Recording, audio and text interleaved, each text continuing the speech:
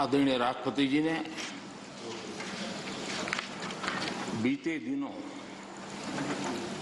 Corona के इस कठिन कालखंड में भी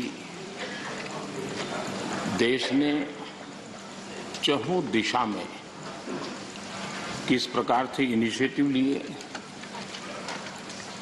देश के दलित, पीड़ित, गरीब, शोषित, महिला, युवा, उनके जीवन को सशक्तिकरण के लिए, उनके जीवन में बदलाव के लिए देश में जो कुछ भी गतिविधि हुई है उसका एक संक्षिप्त खाका देश के सामने प्रस्तुत किया और उसमें आशा भी है, विश्वास भी है, संकल्प भी है, समर्पण भी है। अनेक माननीय सदस्यों ने विस्तार से चर्चा की है। माननीय खड़गे जी ने कुछ देश के लिए, कुछ दल के लिए, कुछ खुद के लिए काफी कुछ बातें बताई थी। आनंद शर्मा जी ने भी, उनको जरा समय की तकलीफ रही, लेकिन फिर भी उन्होंने कोशिश की और उन्होंने ये कहा कि देश की उपलब्धियों को स्वीकारा जाए। श्रीमान मनोज झा जी ने राजनीतिक से अभिभाषण परे होना चाहिए, इसकी अच्छी सलाह भी दी। प्रसन्न आचार्य जी ने वीर बाल दिवस और नेताजी से जुड़े कामों के संबंध में भी विस्तार से सराहना की। डॉक्टर फौजिया खान जी ने संविधान की प्रतिष्ठा को लेकर विस्तार से चर्चा की। हर सदस्य ने अपने अनुभव के आधार पर, अपनी राजनीतिक सोच के आधार पर और राजनीतिक स्थिति के आधार पर अपनी बातें हमारे सामने रखी है। मैं सभी माननीय सदस्यों का इसके लिए हृदय से आभार भी व्यक्त करता हूं।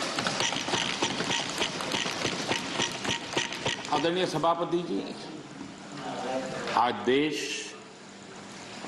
आजादी का अमृत महोत्सव मना रहा है।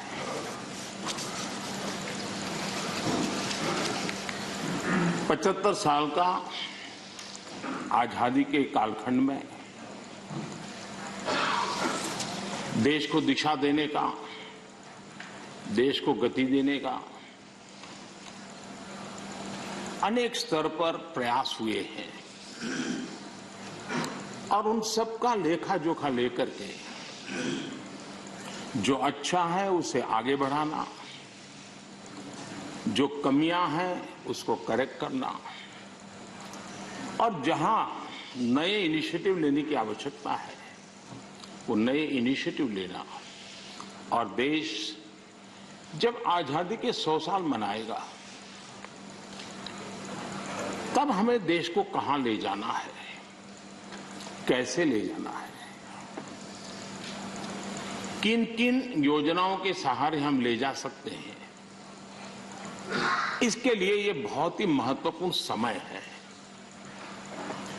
और हम सभी राजनीतिक नेताओं ने, राजनीतिक क्षेत्र के कार्यकर्ताओं ने अपना ध्यान पर भी और देश का ध्यान भी आने वाले 25 साल के लिए देश को कैसे आगे ले जाना, इसके लिए केंद्रित करना चाहिए। और मुझे विश्वास है कि उससे जो संकल्प उभरेंगे उस संकल्प में सबकी सामूहिक भागीदारी होगी, सबका ओनरशिप होगी और उसके कारण जो 75 साल की गति थी उससे अनेक गुना गति के साथ हम देश को बहुत कुछ दे सकते हैं। आदरणीय सभापति जी, कोरोना एक वैश्विक महामारी है और पिछले 100 साल में मानव जात ने इतना बड़ा संकट नहीं देखा है। और संकट की तीव्रता देखिए, मां बीमार है एक कमरे में, लेकिन बेटा उस कमरे में प्रवेश न कर पाए। पूरे मानव जात के लिए ये कितना बड़ा संकट था। और अभी भी ये संकट बहुरूपिया है, नए नए रंग रूप लेकर के कभी न कभी कुछ न कुछ आफतें लेकर के आता है। और पूरा देश और पूरी दुनिया, पूरी मानव जात उससे जूझ रही है। हर कोई रास्ते खोज रहे हैं।